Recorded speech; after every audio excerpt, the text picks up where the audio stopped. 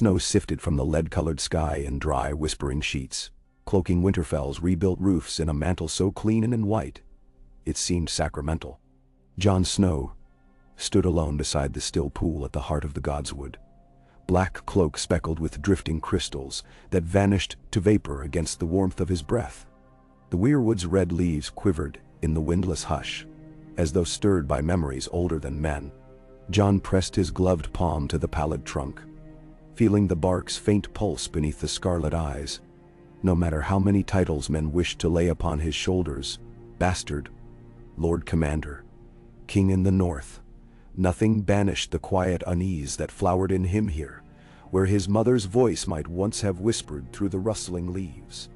He wondered whether Lyanna Stark had leaned on this very root, dreaming of songs and rubies and promises broken by steel. A crunch of boots disturbed the snow-soft stillness. Jon turned to find Maester Walken striding under the bone-white branches, his chain glinting dully in the gloom. The Maester dipped his head, breath plumbing. "Forgive the interruption, Your Grace, but 3 ravens arrived within the hour. One from Sunspear, one from the Eyrie, and one bearing Lord Edmure Tully's seal. All marked urgent." He extended a goatskin tube. Jon's heartbeat accelerated. He had grown accustomed to supplications. Northern holds begging for grain or iron, Karstark men petitioning for pardons, Southern envoys fishing for alliances. Yet rarely did letters come so swiftly on each other's wings, and rarer still from kingdoms that held no fealty to Winterfell. Back in the great hall, flames writhed up the new-fitted hearth, casting golden tremors across stone walls gutted by Ramsay Bolton's torches, then rebuilt by the hands of free folk and blacksmith's apprentices. Sansa sat at the high table beside him, her copper hair braided with strands of winter-white ribbon. Davos Seaworth stood at Jon's right, thumbs hooked through his sword belt, while Lyanna Mormont and Jon Royce murmured together near the dais. Snowmelt beaded on bronzed Jon's armor, gleaming like sweat. Somehow even the bear cub lady of Bear Island seemed nervous, chin raised in watchful challenge. Jon broke each wax seal in silence. Doran Nymeros Martell's hand was frail, the ink wobbling at every curve, yet its meaning stabbed like a spear point. Sunspear, it said, had no quarrel with the North. "The blood spilled by Lannisters and Boltons alike shall not stain our sands," the prince wrote. Justice would see the dragon's heir upon the Iron Throne. Yet dragons alone do not make a realm. We seek the surety of a Stark's honor. Therefore, we invite Jon of houses Stark and Targaryen, if the reports brought us by our whisperers speak true, to claim not merely the North, but the realm entire. Dorne will stand behind him. Below, the scrawl of Princess Arianne glimmered, bolder. "We choose the wolf with dragon's wings." Jon's throat tightened. He passed the scroll to Sansa, watching her eyes flick left and right. Next came a crisp parchment from Petyr Baelish, stamped with the crescent moon and falcon. It rehearsed the Death's House Aaron ode to the Starks, Death's Littlefinger himself had fostered, when the Knights of the Vale rode to break Ramsay's lines on that desperate battlefield. Yet beneath the oily courtesy lay stark conviction. Lord Robert Arryn, at the urging of his bannermen, declared for Jon Snow as King of the Seven Kingdoms, true-born of Rhaegar Targaryen and Lyanna Stark, whose northern virtue tempers dragonfire with ice. Littlefinger's quill dripped honeyed promises of silver and grain, of the Erie's impregnable heights turned watchtower for a new realm. Last he read Lord Edmure's missive. Whatever shyness had once muted the Tully's tongue burned away in these lines. The Riverlords had bled too long, Edmure wrote. The phrase might be dead, yet their ghost lay across green fields in the form of empty harvest wagons and leveled villages. "We require a king untainted by Lannister gold or Cersei's wildfire," the parchment proclaimed. "My people remember Eddard Stark's justice and Catelyn's courage. In their son's son we see both." Jon's cold-numbed fingers curled until the vellum crackled. Son's son. He felt as though the Godswood's pool had opened beneath him, submerging him in dark water where truths swam like pale fish. When he lifted his gaze, the hall seemed smaller, the faces of his council huge with expectation. Sansa laid the letters side by side, fixing him with eyes the color of deep river water beneath ice. They believe the rumors, she said softly, that you are Rhaegar's heir. A hush fell, broken only by the pop of pitch-soaked pine. Davos cleared his throat. Rumors can be shaped, lad. Some spread themselves like fire on a dry wind. Lyanna Mormont stamped a boot. The Southron kingdoms have had their fill of lions and flowers. They smell a true king. Jon wished he could laugh. True king. He had worn the cloak of legitimacy for scarcely a season, and already the weight of others' desire threatened to drag him to his knees. The North chose me, he said. Not for dragon blood, but for Winterfell's. I will not betray that trust chasing crowns. The words sounded hollow even to him. Davos looked askance. A crown might chase you, whether you wish it to or not. That night's sleep eluded him. Ghost padded the length of his chamber, tail brushing rushes as though sensing the unease coiled within his master. Candles burned to stubs, drowning the room in shifting amber pools. Jon remembered Samwell Tarly's wide-eyed recounting. A crypt beneath the Tower of Joy. Lyanna dying in a ring of bloody sheets, whispering her son's name. Jon had tried to bury the knowledge under duty, but duty itself rose now like a tide flooding the cracks. If he were Rhaegar's son, half Stark and half dragon, what did honor demand? 2 days later, the embassies arrived. The first banners to crest Wintertown's ridge were orange and red. Twin spears crossed under a blazing sun. Dornish captain Ser Daron Sand led a retinue of sullen spearmen whose copper skin steamed in the chill. They rode gaunt desert coursers blanketed with bright stripes. Frost rimed their helms almost as soon as the gates thudded shut behind them. People stared. Northerners had not seen Dornishmen this far above the neck in living memory. Ser Daron brought a chest of lemon cakes sugared with rose water, and a message from Princess Arianne. Dorne pledged swords and coin if Jon accepted their open declaration. No sooner had Lord Royce found chambers for the Dornish than horns sounded again. Knights of the Vale rode in column, steel bird wings fanning from their helms, pale hair streaming above fur-lined cloaks. At their head, Petyr Baelish sat a white palfrey, smiling beneath a hood fringed with snow. Behind him, young Robert Arryn swayed, pale and trembling but determined not to disgrace himself before the rough northern eyes upon him. The silent sisters who had nursed him through seizures traveled in a curtained wagon, yet even they peered forth. Curious. Baelish dismounted with feline grace, pressing his lips to Sansa's gloved fingers, as though Winterfell were no more than a chessboard square he had long intended to claim. The Riverlands procession came last, its banners bent by the wind off the shivering sea, silver trout leaping, Mallister eagles, the blackwood of House Blackwood, the maple of House Bracken. Edmure Tully rode beside his tall wife Rosalind, their infant son swaddled against her breast. Men who had fought at the Red Wedding marched with heads held high. Some bore the scars of twin massacres, first by Freys, then by Boltons. Many lifted woolen caps upon seeing Jon, shouting. None called Targaryen. Yet every man among them knew the secret his name now carried. Winterfell's courtyard became a tapestry of clashing colors. Northmen in sable stooped over steaming cauldrons to serve spiced arbor wine to Dornishmen who gulped it gratefully. Vale knights traded hawks' jesses for wolf pelts. Riverlander archers laughed with wildlings while sharpening arrows along the same whetstone. The air hummed with possibility, and with stories. Whispered around every brazier. That a bastard had become a king. That dragons might come north again. That ice and fire could forge a realm freer of Lannister shackles. Above it all, Jon moved like a man walking beneath a sky heavy with thunder. Each step measured, each smile strained.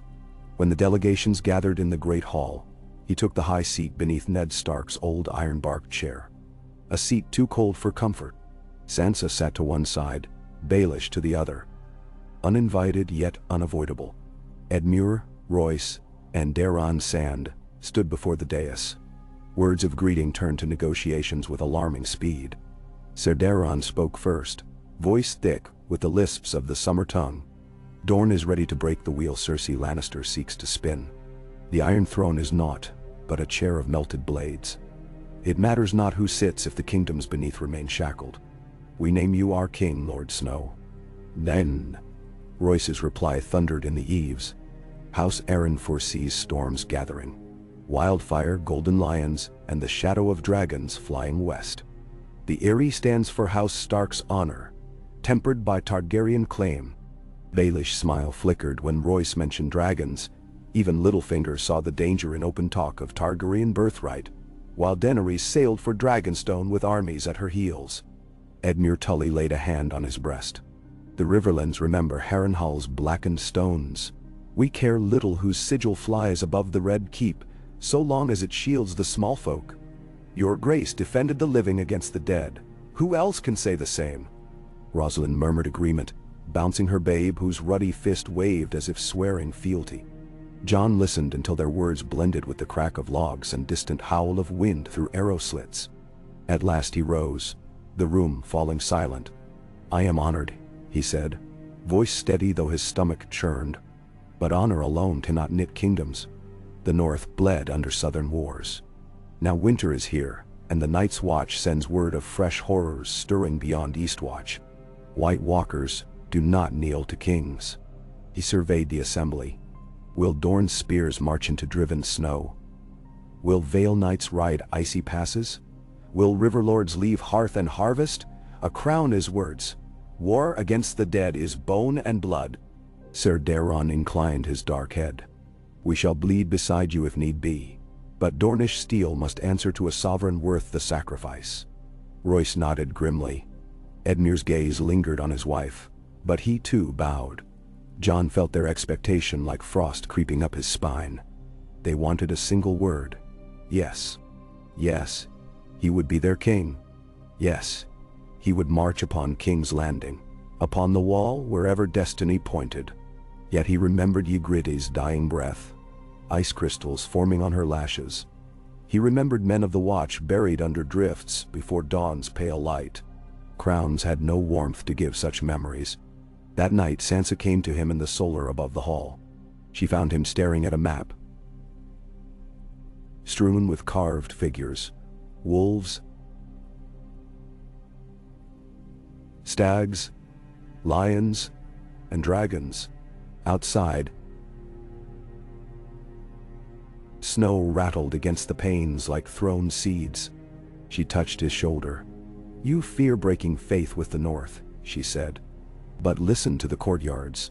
Those men talk together, share bread and ale. They have chosen you already in their hearts. What remains is for you to choose them back. He looked at her, marveling at how her girlhood laughter had hardened into wisdom. If I claim the South, I forsake the thing Father held most dear. That a man's word be iron. Sansa shook her head. Father's word was iron because he kept faith with people, not with borders. The people want peace. Perhaps peace is a throne larger than the one in King's Landing. Nendamash. He closed his eyes.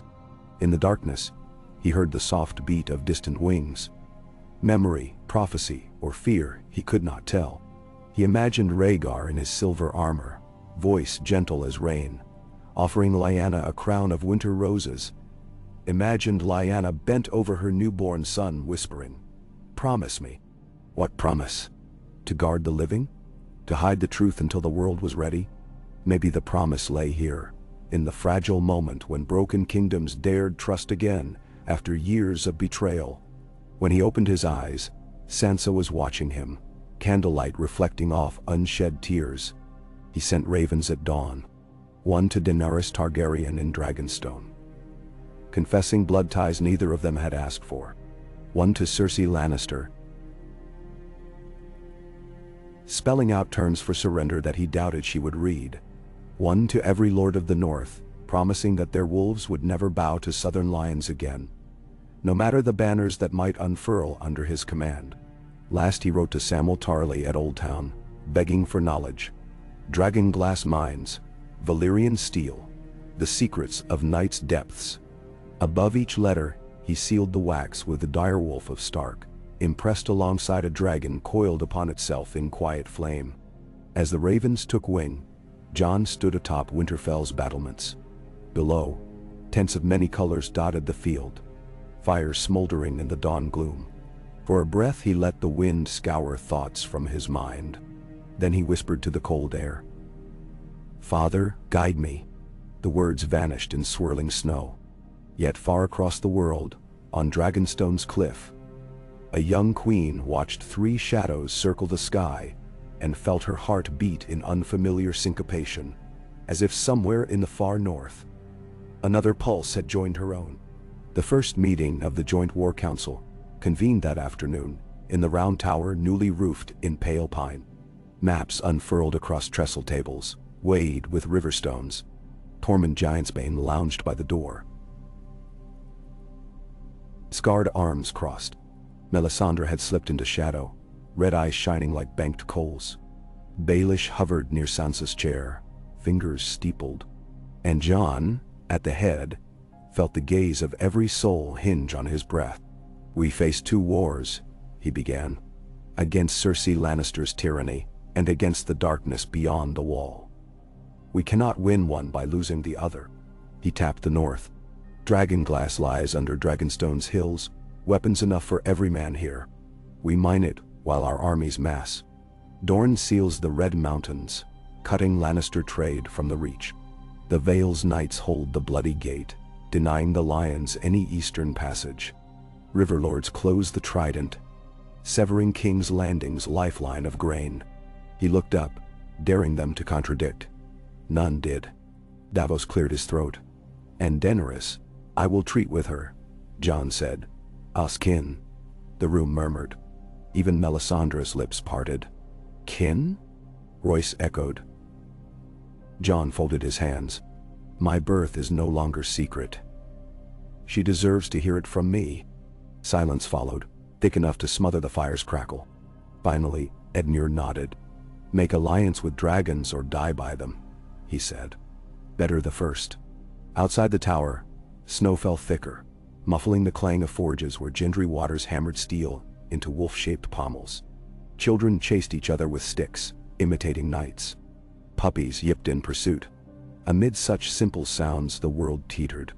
Jon looked from face to face and realized choice had fled them all. Events had chosen for them, weaving threads spun long before any here were born. He could fight the pattern or step into its shape. That evening he stood again before the weirwood. Ghost prowled at the edge of the clearing, Silvercoat luminous in lantern glow. Jon knelt in fresh snow, inhaling pine and the faint metallic scent of old blood in the tree's red leaves. He spoke softly. "I was born beneath a false name, raised in my Lord Father's house, yet not of it. I swore vows to guard the realms of men. But which realm, which men?" His voice cracked. "If there is a path that harms the fewest, guide me." The wind stirred, rattling branches. For an instant, he imagined another presence kneeling opposite, slender and shadow pale. The ghost of Lyanna Stark, hair whipping like a banner in the gale. Her lips moved. "Promise me." Jon bowed his head. "I will," he whispered, though he did not yet know what promise he made, or to whom. Behind him boots crunched. He turned to see Lady Lyanna Mormont, small face fierce. "The men are lighting a bonfire," she said. "They want their king to speak." He rose slowly. Ghost trotted at his heel as they walked back through drifted snow.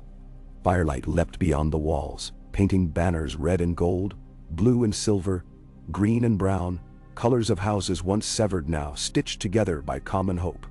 Jon Snow felt that hope settle upon him like a mantle of fresh fallen flakes, cold, weightless, soon to melt if mishandled. He stepped before the crowd. "My friends," he began, voice echoing over the crackle of pyres. "I was once a boy with no name that mattered. I have been called bastard, crow, oathbreaker, king Dinchai. Perhaps I am all of those things. But I know this. The darkness cares nothing for names. It comes for the living. If we stand apart, it will feast on us one by one, house by house. If we stand together, North, Vale, Rivers and Dorne, then even the storm that rides in on night's wings must reckon with us." He paused, letting the hush stretch. Snowflakes settled on beards and helms, did not melt. "I accept your banners," he said at last. "Not for glory, but because winter is no time for fractured realms. Together we will fight, and together we will choose what crown, if any, is worth the wearing." His words were quiet, yet in the frozen air they carried like bronze struck on iron. Cheers rose, tentative at first, then swelling. Swords banged shields. Lyanna Mormont punched the sky with a gloved fist. Even Baelish's smile faltered beneath the roar. Jon turned his face upward. Snow fell upon his lashes. Somewhere beyond cloud and night, dragons wheeled, and in their shadow the world awaited a dawn shaped by ice and fire bound at last. Ya, Ko, Andi, Eli, Mj. Snow lay heavy upon the battlements by the time the winter moon sagged low, its pale glow smothered by a quilt of iron-gray clouds. Within Winterfell's towers, the hearths guttered and flared, and the would-be realm of ice and fire set about the slow labor of knitting itself together. Jon Snow rose each dawn before the horn first sounded, pacing frost-slick parapets, where the air cut like a whetted blade. There he watched tents multiply on the plain. Black and green Dornish pavilions sprouting beside Blue Vale silks, Riverland banners patched with old campaign scars, and rough-stitched shelters of beaver hide, brought south by clans who claimed no lord but winter itself. The camp smelled of horse sweat, pine pitch, and unfamiliar spices drifting from cauldrons where desert men simmered goat with lemons gone soft in the chill. At night, voices lifted in half a dozen tongues, songs of dunes and cider mills, of sky-capped castles and weeping willows, bent over slow brown rivers. The chorus knit around Jon's heart like thread, each lyric tugging him toward an impossible shape he could not yet name. On the 10th morning after the embassies arrived, the forge yard rang before dawn. Sparks flew in sheets of orange sleet as Gendry hammered a split-leaf pattern into the fuller of a short sword, blue eyes bright with purpose. All around him, free folk and Wintertown smiths sweated over crucibles of dragonglass, shipped north from Dragonstone, in barrels padded with straw. War. Razor-edged shards cooled to smoky translucence, then were quenched, wrapped in bronze hilts cast by Dornish artisans whose fathers had once forged Prince Oberyn's spear. Jon paused to test one finished blade, glass edge biting the glove leather with a kiss that promised death to things beyond mortal reach. Across the yard, Ser Daron Sand sparred with Lyanna Mormont. The girl's bare pelt cloak whirled as she feinted and drove a practice spear beneath the Dornishman's guard. The onlookers roared when her padded tip struck his mail. Daron bowed with a grin, honor unbruised. Jon's chest warmed at the sight. The kingdoms were learning each other's steps as dancers might, stumbling yet unwilling to let go of partnered hands. Inside the great hall, maps had grown so thick that tables vanished beneath them. Layers of inked vellum curling at the corners. Northern holdfasts, river fords, spine-white passes through the mountains of the moon, salt-sprayed coves south of the Broken Arm. Stones and daggers pinned each sheet, marking allies, grain stores, and rumored whites shambling near the last river. Jon spent long hours bent over those charts, Davos murmuring counsel, while Tormund complained that parchment wars solved nothing without meat and mead. Yet it was Melisandre who, silent as ever, traced pale fingers along the wall's length, and spoke one dusk in a voice like coals collapsing. "The true war moves already. Your banners gather too slowly." Her red eyes lifted to Jon, and for a heartbeat the air hummed with unseen heat. "Ice does not pause to let fire find courage," he answered her with orders. Scouts rode for Castle Black and Eastwatch. Ravens winged south bearing pleas for every maester's record of dragonglass veins, while Sansa persuaded Littlefinger to release Vale granaries for northward convoys. A concession paid for by a single private conversation that left her cheeks pale and smile thinned to a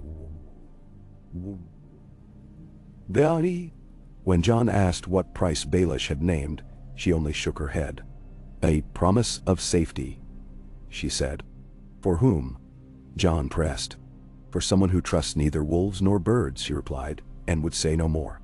As winter deepened, the wall sent word. Undead packs had tested the gate at Eastwatch before melting into drift. Wildling watchers spoke of a giant half buried in ice, lurching across frost-cracked surf. Jon felt the chill in his marrow.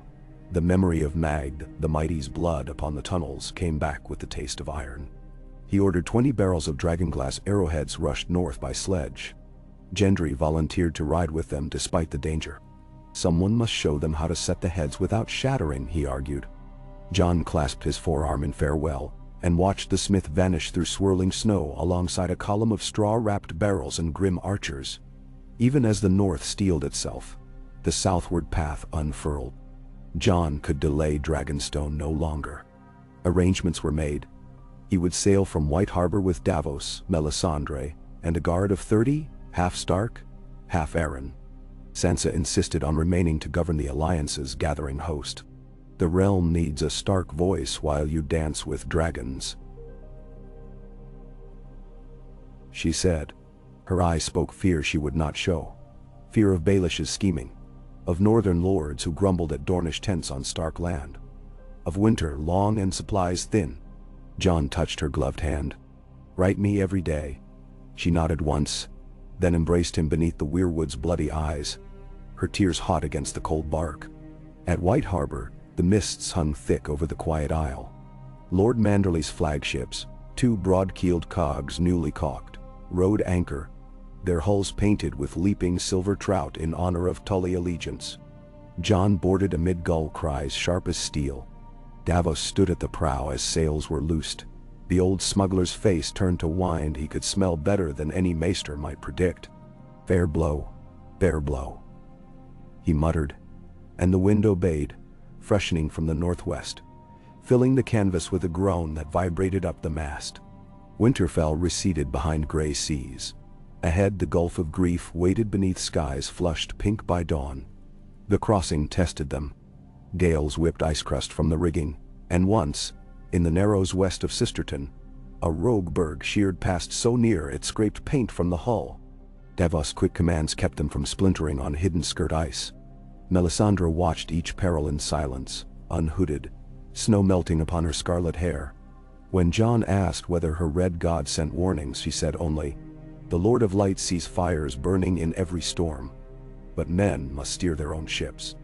Upon the 12th day, they rounded the swirling straits beneath Dragonstone's black cliffs. Smoke from the mountain's throat smeared the sky like bruised silk. High above, 3 vast shadows circled, great wings beating thunder that rattled the yardarms. Sailors fell to knees or fled below decks. Jon stood rooted, heart hammering as Drogon's spear-headed silhouette swooped low, heat washing over the deck like a midsummer furnace.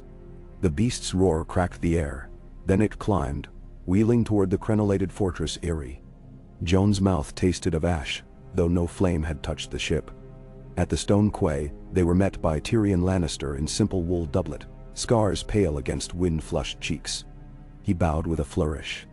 "Your Grace, I would welcome you to Dragonstone, but as you witnessed, it is the dragons who welcome, and occasionally char those they deem unworthy. You appear to have passed the first examination with all your hair intact, a promising omen." Jon inclined his head, ignoring the shout of ropes and rattle of chains behind him. Tyrion's smile faltered when he saw Davos. "Onion Knight," he said softly. "You still follow kings like comets?" "Only the ones who try not to burn the world," Davos replied. Tyrion led them along sea-wet steps into the belly of the stronghold. The corridors smelled of smoke and rock salt. Frescoes marred by centuries of neglect showed dragons coiling around kneeling kings, a reminder of conquests and broken oaths. They halted before doors carved with 3-headed dragons. Tyrion tapped twice. Bronze pivots groaned open. Daenerys Targaryen stood at a table of driftwood carved to Westeros shape. Her hands braced on the reach. To her left, Grey Worm and Missandei. To her right, Varys robed in pale spider silk. The Queen of Dragons looked up, violet eyes unreadable. Jon felt the room's heat pulse with her scrutiny, as though invisible wings fanned ember-bright coals. She spoke first. "Lord Snow. Or must I say King?" Her voice carried neither mockery nor warmth. Jon's throat tightened. "The North named me. Others now add their voices. But I seek no throne that costs the realm its life." He stepped closer, noting the way dragon-shaped braziers stoked rising swirls of heat that blurred her outline like a mirage. "I come for dragonglass and for truth." Tyrion glanced between them, anticipation flickering. Daenerys arched a brow. "Truth?" She gestured. "Say on." He spoke then of Tower of Joy, of Lyanna's whispered name, of Samwell's witness to Rhaegar's annulled marriage. He kept his voice low, yet each word seemed to reverberate against the black walls. When he finished, silence pooled. Grey Worm's spear butt scraped stone as he shifted uncertainly. Varys's eyes darted like silver minnows. Daenerys stared, lips parted. The crackle of braziers filled the pause. "My brother's son," she said at last, voice fragile as frost. "All my life I thought I was the last dragon." A tremor crossed her face. Fear, wonder, grief. Jon bowed his head. "You are not alone, but neither am I here to unseat you." He looked up. "When the long night falls, thrones mean nothing. Fires go out. Only people remain, if they stand together." For a heartbeat he feared she would laugh. Instead she reached, fingers brushing the driftwood map, where the wall jutted like a scar. "Fight with me," she whispered. "Not beneath me, not above me. Beside me." A soft roar echoed from the high windows as if her children answered. News of their compact spread through campfires faster than ravens could fly. Varys dispatched birds to every corner. The Dragon Queen and the King in the north marched as one. In Winterfell, Sansa read the scroll with relief tinged by dread. Two monarchs bound in blood might upend all balances. Baelish lurked by her shoulder, murmuring that a marriage would settle matters neatly. She stiffened. "Hearts are not pawns," she said. "Everything is a pawn," he replied. Far from their whispers, Jon trained upon Dragonstone's windy beach. Unsullied veterans drilled Riverlander levees and spear walls. Dornishmen practiced sand-step duels with Vale swords.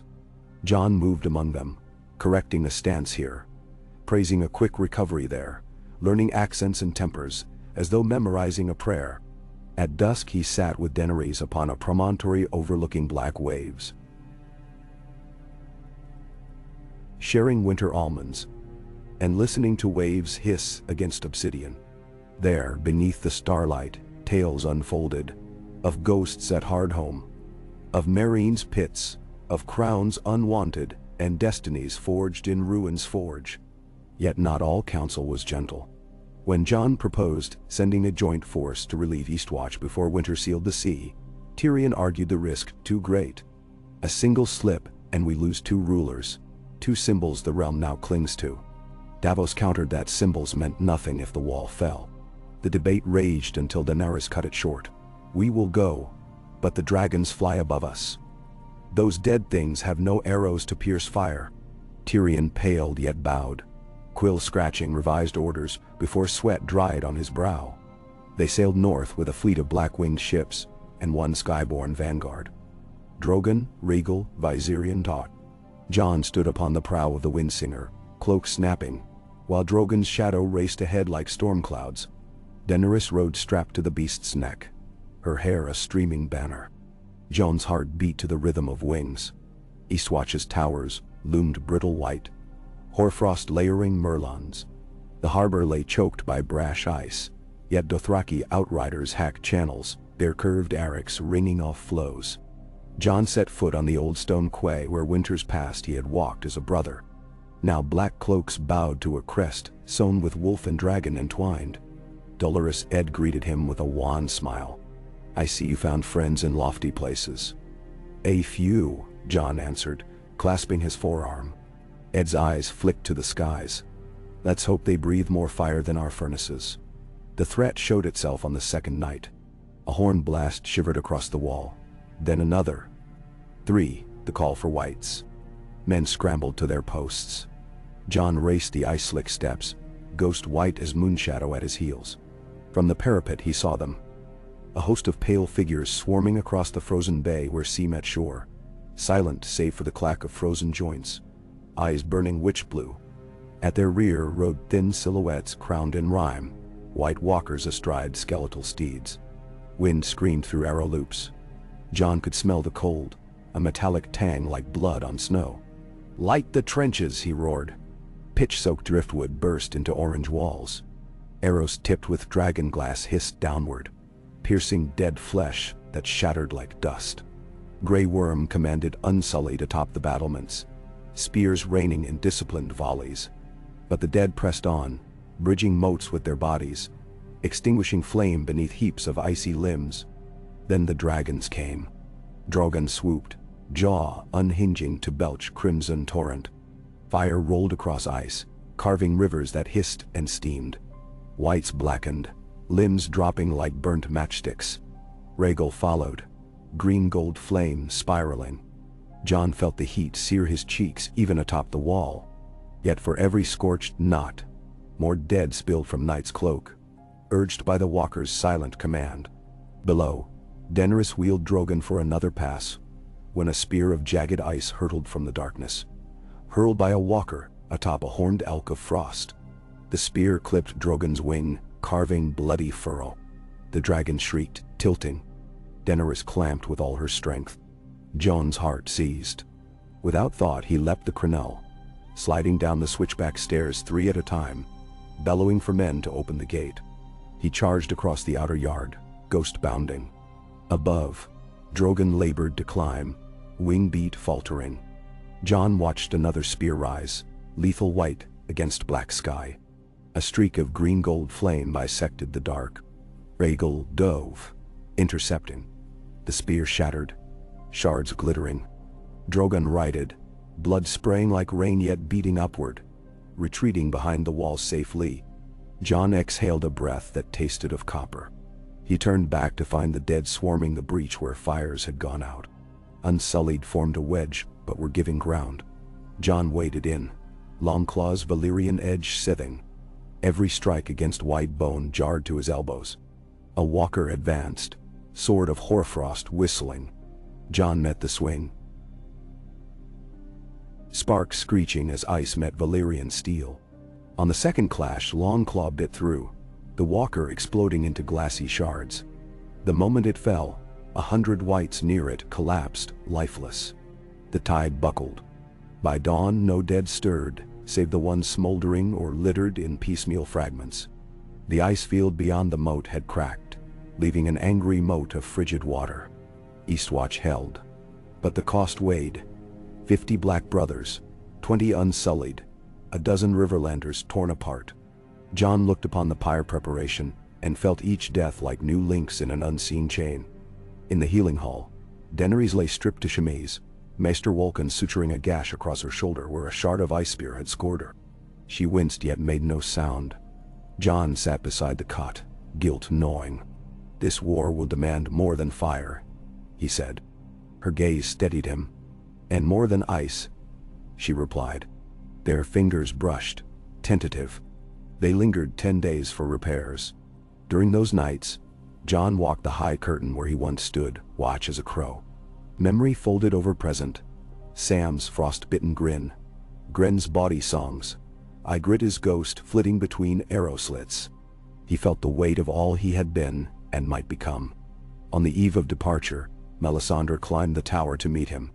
She studied his face with an expression nearly soft. "Winter's teeth grow sharper," she said. "The flame shows me 2 shadows merging, but the fire burns low. Do not let cold ash bury what must burn bright." Before he could reply, she departed, red cloak trailing sparks of torchlight. They sailed south for Winterfell with grim tidings and new determination. Behind them, Eastwatch rebuilt. Dragonglass arrowheads stacked like black thunderbolts. Ahead, the river camps had swollen into a great host. Northmen marshalling under Karstark and Glover banners, Dornish sandsteeds stabled beside Vale coursers, Riverland longbowmen drilling under cold rain. Smiths beat out thousands of crescent-bladed glaives patterned after Dothraki arcs, each edge fused with slivers of black glass. The sound echoed day and night, a relentless heartbeat of preparation. Yet threat brewed within walls as well. Sansa's letters told of murmurs that a dragon queen would melt northern snows with southern arrogance, that bastard king consorted with sorceresses who burned men alive. Baelish fed those whispers like kindling, though proof eluded any sure grasp. When Jon returned, he found the courtyard split. One side cheering at sight of dragons, the other stepping backward, hands falling to hilts. He called a feast in the rebuilt hall, every banner invited. Long trestle tables groaned beneath stewed elk, lemon cakes, barrels of arbor wine, and Dornish fire peppers that made Glover men weep. Jon stood between Sansa and Daenerys before Ned's high seat. Quiet spread as he spoke. He told them of Eastwatch, of whites dissolving under dragon glass, of a walker's spear that nearly felled a dragon. He held aloft a fistful of shattered ice, the spear tip he had pried from snow. "This is what comes," he said. "Not in rumor, but in frost and death. I saw it. Many of our brothers died seeing it too."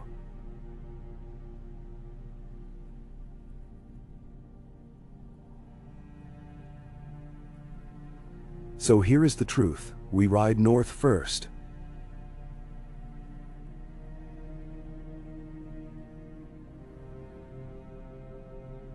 Help. The hush lingered. Then Lyanna Mormont rose, both hands planted on the table. "The dead will not find Bear Island seated by hearth," she proclaimed. "We ride north." With that, she stamped once. Her bannermen thundered spears on the floor. Jon Royce stood next. "The Vale rides." One by one lords found their courage, voices overlapping in swelling roar. Even those wary of dragons could not deny a war already at their gates. Baelish's smile thinned. He slipped from the hall before cheers peaked. Later, long after cups emptied and yawns overtook song, Jon found Sansa beside the weirwood in moonlight. Snowflakes sifted silver on her hair. You saw Littlefinger leave. She murmured, "Hey, plots." "Hey, always plots," Jon answered. "But winter leaves little soil for seeds of betrayal." She touched the trunk, red sap gleaming. "Betrayal needs only fear," she said. "There is much fear now." Her voice caught. "I fear."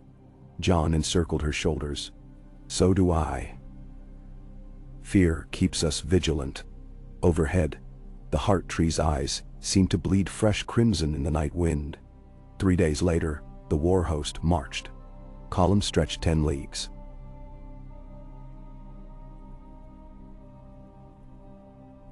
Starks and Karstarks, Mormonts, Umbers returned to loyalty, Knights of the Vale in silvered mail, Riverlanders in cloaks quilted from old banners, Dornish spearwives wrapped in furs, Dothraki on shaggy garrons unsuited to snow yet eager for any ride. Dragons swept above, bursts of flame lighting the dark like sunrise glimpsed through torn cloth. Children ran from cottages to witness the procession. Old men touched foreheads, half in blessing, half in farewell. At Molestown they skirmished with a scout pack of whites. The host's leading ranks shattered the dead with newfound discipline. Dragonglass pikes, punching neat holes, Valyrian edges scything. Yet the sight of fallen kin reanimated shook even hardened Northmen. One Glover lad recognized his father's features half-rotted in icy rictus, and faltered before Grey Worm dispatched the corpse with calm precision. On the second week, they reached Castle Black, its gate creaking open beneath layered frost. The remaining Watch brothers cheered at first sight of Queen and King, though wonder flickered when dragons settled on towers that had never borne such weight. Jon gazed upon the courtyard where he himself had bled into snow. The night-sworn brothers betrayed him. He felt the scar under his leather's itch. Phantom memory of knives. Yet ghosts of past nights faded before purpose pulsing in every clang of hammer, as siege engineers reinforced wall ramparts with scorpion ballistae, designed to fire dragonglass javelins. Drogon watched the work with curious snorts that sent steam curling. Even Baelish could not resist traveling with the rear of the host, citing need to balance accounts. He arrived sallow from cold, yet his eyes flicked over fortifications with calculation. That night Jon summoned him privately. In the old Lord Commander's chambers, candlelight cast bars across stone floor. Jon spoke softly. Your webs have value, so long as they do not ensnare allies. Baelish's chuckle rasped. A spider spins because it must. Remove my threads and you risk the flies escaping. I care nothing for flies, Jon answered. But pull one thread too close to the heart of my house and dragons may roast the web entire. Their gazes locked. Baelish's gleam of amusement dimmed, replaced by wary respect. Beyond the wall, the enemy gathered. Ranging parties brought reports of vast columns moving through the haunted forest, giants in chains of ice, great white bears with cracked hides, and worse, whispers of an undead wyvern stitched from winter-killed bats and carrion ravens, wings patched by frost. Jon pressed for detail, but scouts trembled, recounting a shriek that froze blood before echo died. Even Tormund swallowed hard. Whatever it is, it hates living throats, he muttered. On the eve of battle, Jon walked the wall's topmost edge. Wind howled like wolves denied entry. He saw torchlines below, endless torches strung like fiery beads across night. His army waited, shivering in armor, sharing skins of heated ale. He descended among them, moving tent to tent, sharing quiet words, a reminder of names left at hearths, of debts paid by survival. He spoke to a Riverlander who feared dragonfire, to a Dornish spearwife mourning a lover slain at Eastwatch, to a knight of the Vale whose hands shook until Jon pressed hilt to his grip and steadied him. Each small moment bound thread to thread, weaving a cloak of fragile hope. Far outside camp, Daenerys walked alone upon crunchy crust snow, cloak snapping. Jon found her by starlight gleaming on drifts. She stared northward, where faint auroras rippled green. All my conquests meant freedom for someone, she said. Tomorrow I conquer death, or it conquers us. Jon stood beside her, the silence vast. He reached for her hand, glove to glove. She let their fingers mesh. No words filled the space. The cold spoke for them in steamy breaths that mingled. Dawn broke pale and distant, a smudge on frost-wheatened horizon. Horns blew. One blast, then two, then the dreadful three. Footsteps thundered as men took positions. On the wall, scorpion ballistae ratcheted. Dragons shook the icy calm with mighty wings, circling. From forest's edge emerged a rumbling avalanche, yet it was no snowslide but an army. Ice fractured around trampling limbs. Giant whites bellowed mute roars. Wolves bereft of fur stalked. Among them, tall walkers glided, spears raised. And at the center, on a chariot of fused bone, stood the Night King, crown of jagged crystals alive with reflected dawnlight. Trumpets cried. Longbowmen loosed a storm of dragonglass. The first rank of dead disintegrated, yet ranks behind surged. Ziga engines flung blazing barrels that cracked, spilling wildfire green that hissed against cold. The Night King raised an arm. Winds howled from nowhere, snuffing half the fires. Jon saw flame gutter, felt fear ripple. He signaled. Drogon plummeted, Jon astride his neck. The saddle Tyrion commissioned sat firm. Jon's gloved hands gripped spike-like handles. He felt muscle bunch, the raw exhilaration of shared movement. They dove through clouds, fire jetting in a river of fury that split the dead ranks. Atop Rhaegal, Daenerys mirrored him, flame-carving arcs of incandescent death. On the wall, scorpions spat javelins into giant torsos, shattering them to icy rubble. But the enemy adapted. Walkers raised lances, tipped with shimmering frost. One arced skyward, piercing Rhaegal's flank. The dragon screamed, banking hard. Jon's heart seized as Daenerys clung.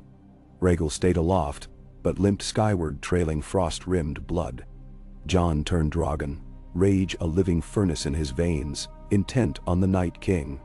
Blue eyes met his across the field. Time seemed to shatter. The Night King lifted a hand, not to throw, but sideways. Snow exploded. From beneath rose the monstrous wyvern of rumor. Bones wired with ice sinews, wings a patchwork of translucent webbing spanned upon raven pinions. Its maw gaped, exhaling breath not of frost, but a vacuum cold enough to crack stones. The undead wyvern launched upward toward Drogon. Jon barely had time to yank reins. Talons ripped past. One scoring scales. Drogon roared, twisting. Jon clung, vision wavering as wind whipped tears free. He felt courage hinge on a razor. Below, the infantry clash turned to chaos. Wights climbed hacked ramparts of ice bodies, dragging unsullied down in sprays of red. Brienne of Tarth, mailed in sigil-less gray, hacked a path to Hound and Tormund, the three forming a brutal knot of steel, holding a breach by sheer ferocity. Ghost leapt alongside, tearing throats of cold flesh. Every bite left fur rimed white. High above, Jon regained balance. Drogon out-climbed the wyvern, then stooped, jaws unleashing conflagration.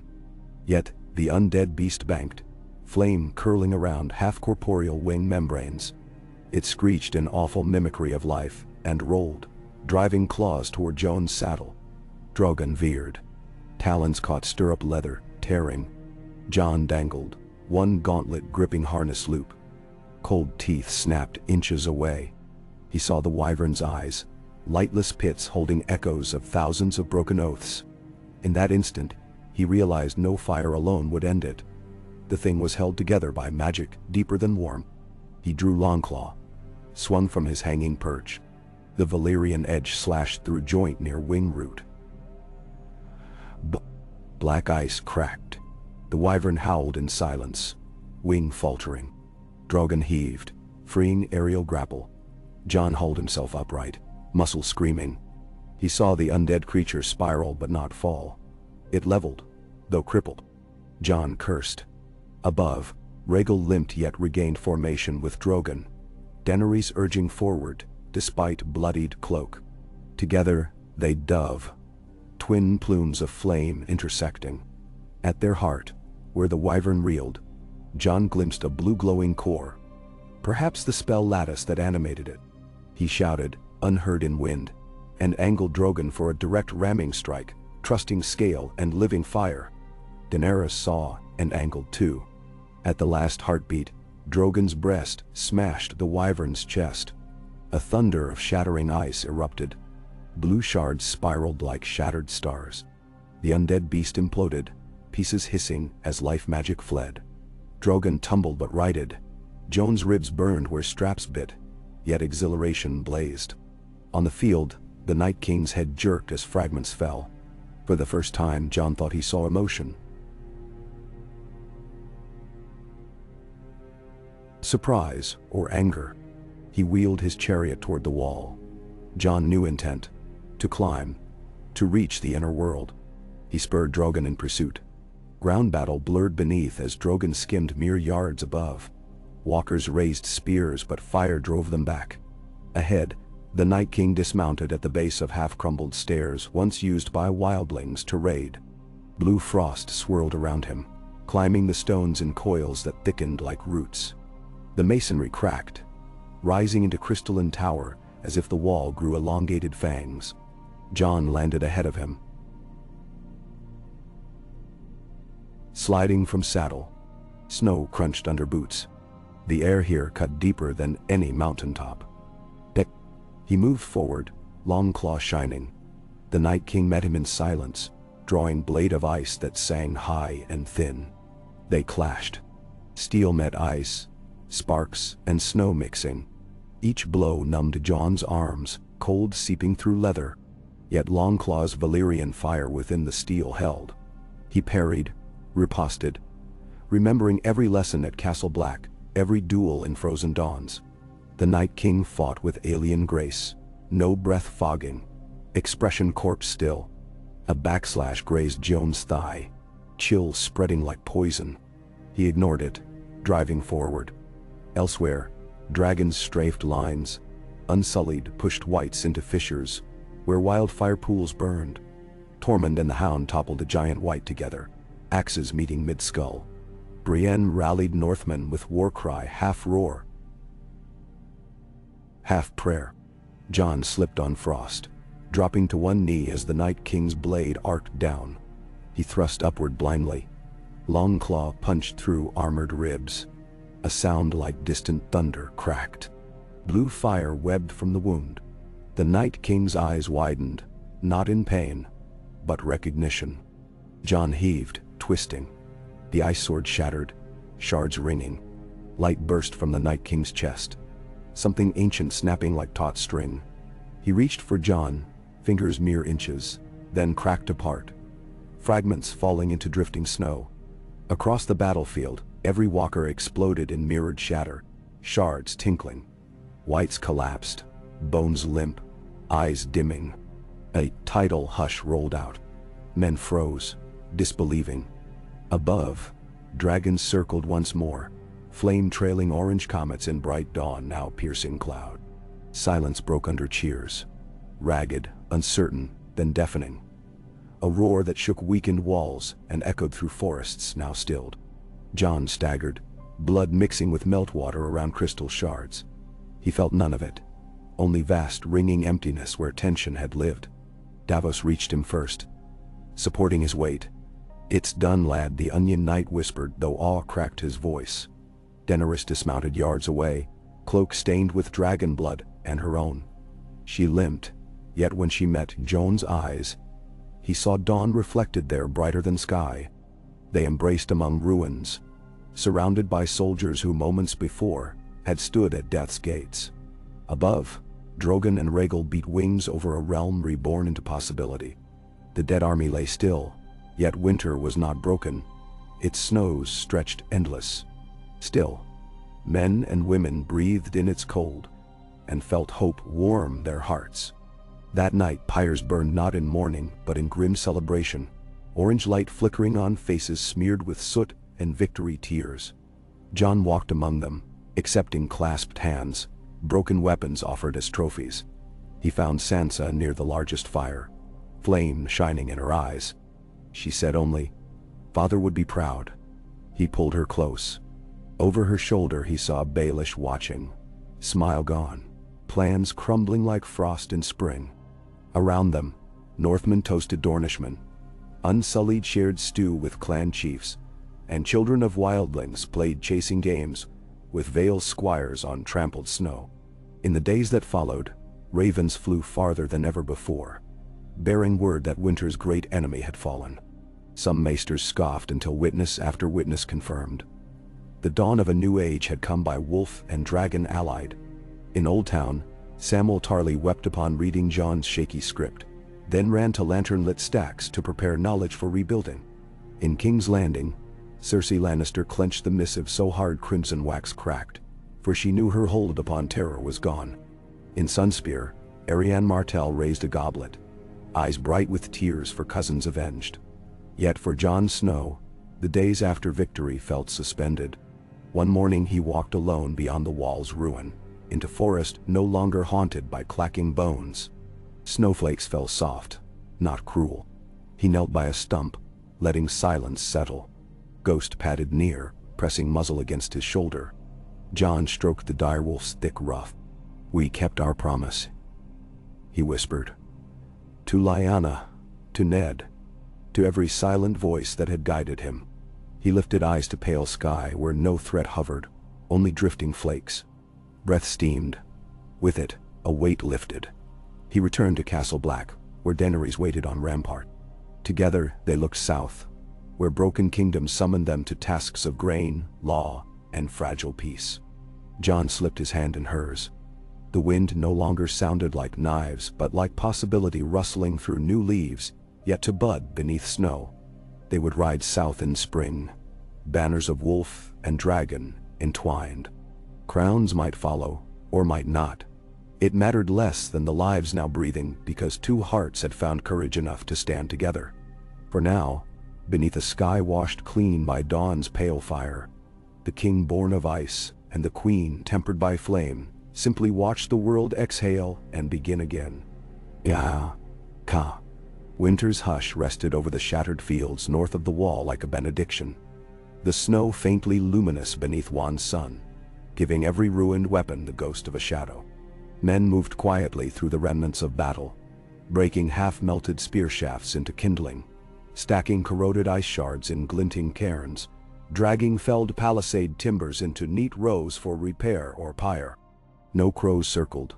Without carrion stench, the birds kept to the distant pines, confused by a silence they had never known. Where the undead host had marched, only wind passed now, stirring powdery spirals that settled again as if reluctant to disturb the place where death itself had died.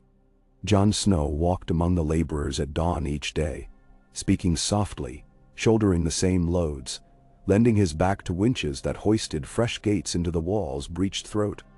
Ghost ranged at the edges, a pale sentinel nosing the snow for lingering sense of magic. In the faint light, Jon's limp scarcely showed, though cold burrowed needles through the half-healed cut along his thigh. When pain stabbed too sharply, he welcomed it.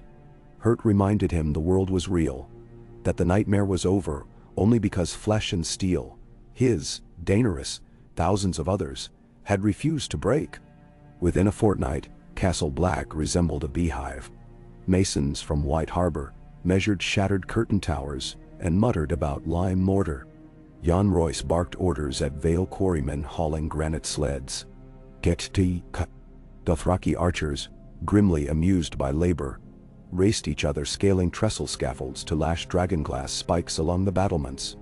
Grey Worm drilled mixed companies in signal horns and banner flags,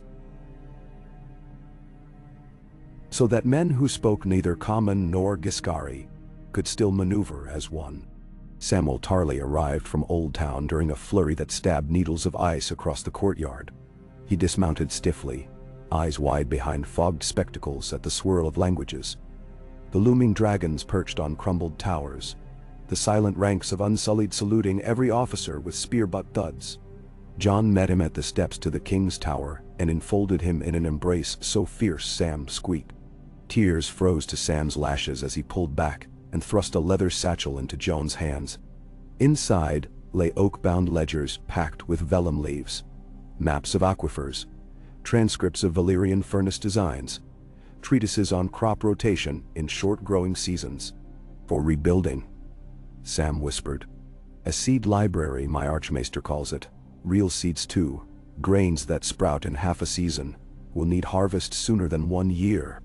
Jon clasped the satchel like a baby. That night Daenerys called council in the great hall, repurposed from the ruined mess. Icicles long as swords hung between rafters. Braziers spat resinous pine knots whose smoke coiled through cracks overhead. Lords and captains stood in semicircle around the driftwood map Tyrion had insisted be carted north on a padded wagon. Under sputtering torchlight, the carving seemed alive. Miniature mountains casting jagged shadows beside rivers traced with thawed wax. Daenerys looked older in that harsh glow, the line of her jaw sharper. Shoulders drawn tense beneath wolf-trimmed cloak, Sansa had laid across her throne chair. She waited until voices dwindled. We defeated the Night King, she said. His army fell because every kingdom here bound itself to purpose. That purpose is not ended. Summer will not return for years. Granaries burn in the south under Cersei Lannister's heel.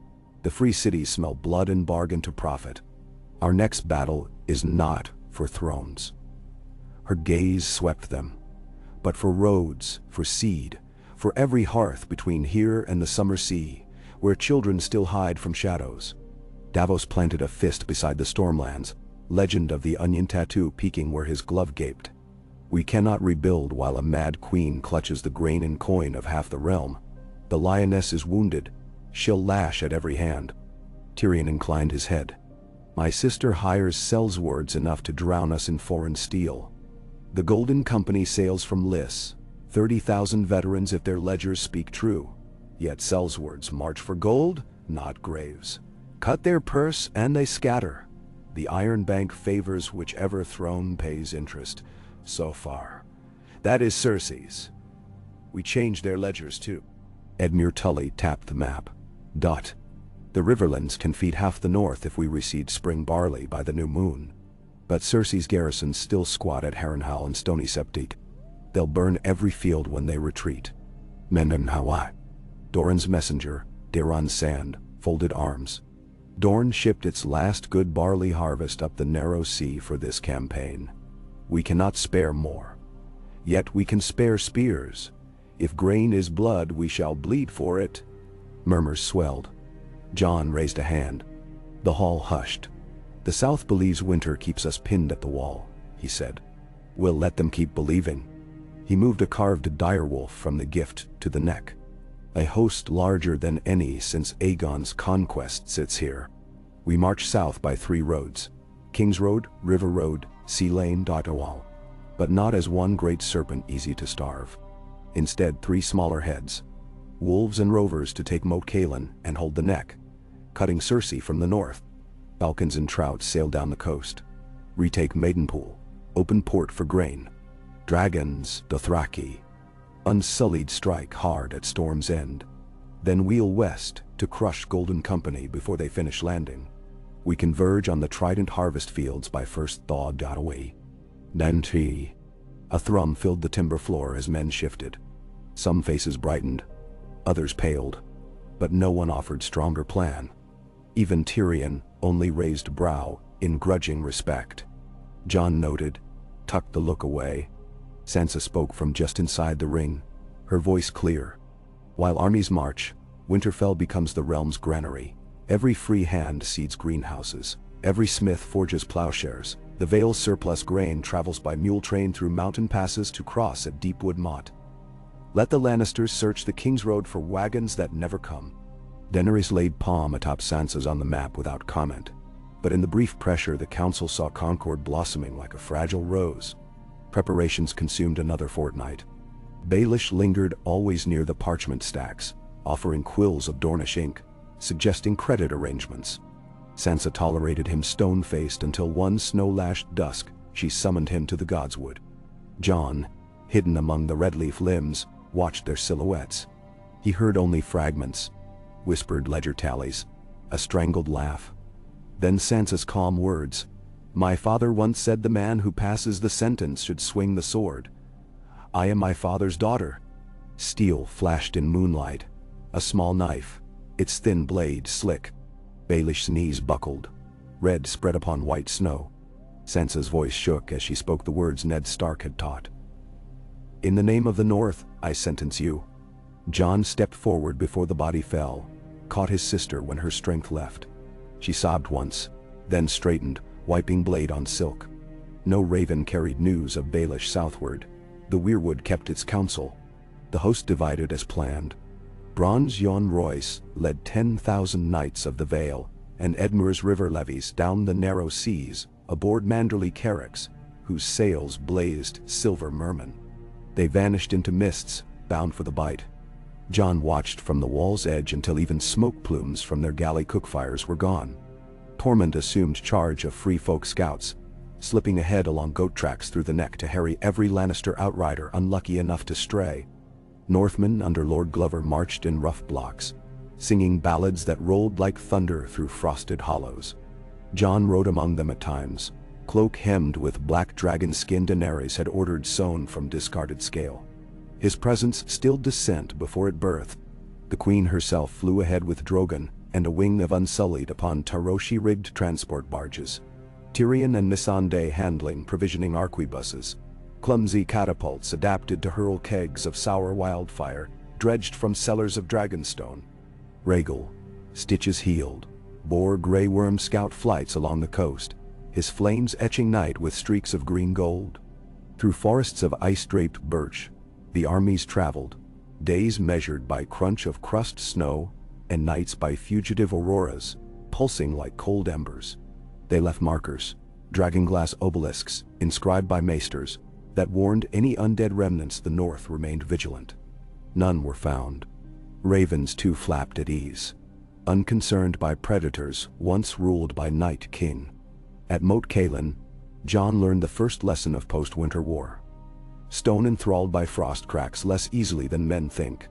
The crumbling towers, long sunk into swamp, had iced solid into jagged hunks. Glover's sappers spent 3 days felling pine trunks, bracing beams across frozen bog so Siga towers could roll. Before rams ever struck gate, the Bolton holdouts within surrendered gaunt and trembling, their banners smoke-stained. Jon accepted capitulation, binding each survivor to years' penance-clearing deadfall along the King's Road. Mercy, he hoped, would root deeper fear in Lannister hearts than slaughter. While Moat Caelan's gate chandlers rehung broken chains, scouts brought news. Euron Greyjoy's Black Fleet anchored off Storm's End, disgorging elephants of the Golden Company. Cold, miserable beasts stamping on sleet-slippery planks. Their mahouts cursed winter in tongues thicker than Volantine rum. Dragonflame would skewer them like boars, if only dragons were near. But Drogon and Rhaegal wheeled high above Shipbreaker Bay the next dawn, black silhouettes gravid with vengeance. Jon watched from a cliff spire, 5 miles north of Broad Sands. Storm's End's drum towers still carried Baratheon banners above Lannister lions. Within the ramparts, sellswords argued oaths and weight of coin. They did not look up fast enough. Flame fell first upon the fleet. Blackwater catapults loosed quarrels, but gusts created by dragon wings swatted bolts into whitecaps. Tarred hulls ignited in blossoms of red and orange. War galleys tried to break anchor, burning rigging tangled, snapping masts like kindling. Hot pitch rivers hissed into surf, cooking men alive. Elephants trumpeted terror until explosion of wildfire kegs. Launched from Tyrion's coast artillery, turned wharf into emerald funeral pyre. On land, Unsullied advanced under wicker shields, dragonglass javelins glinting. Jon rode at their flank with Karstar cavalry. Golden Company phalanxes braced, gleaming spears 10 feet long, but had never drilled on snow-slick beach. Dothraki screamers vaulted drift ridges, horses throwing plumes of powder. Curved arcs flashed black lightning. The first line buckled, then broke.